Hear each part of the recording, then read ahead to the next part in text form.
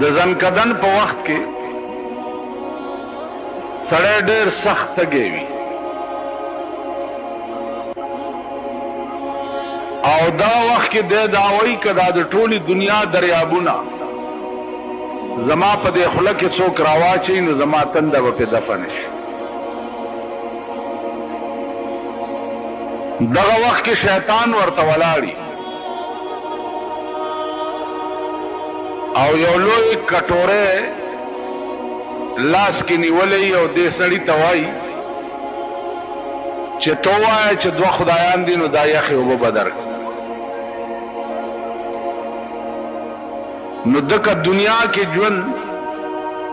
د ایمان په کمزورتیا کې تیر کړی وي نو دی هغه وخت کې وایي چې دوه نه درې دي خو دا اوبه راکړه.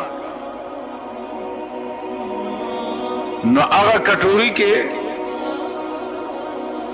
علما لیکي چې اوبه هم نه وي د شیطان پکې متیازې کړي هغه توی کی او ورته وایي چې عمر له مې د بیړه تباه کړه. نو زما عزیزانو عرض دا انکشاف څنګه شوی؟ مولانا تھانوی رحمت الله علیه لیکلي چې یو بزرگ وفات کېده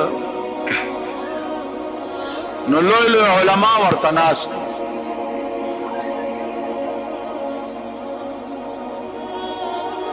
چې ناستو نو هغې شیطان ورته ولاړ دی او شیطان ورته وایي دې بزرگ ته چې یا مولانا قد نجوت، مولانا صاحب خلاص شوی رانه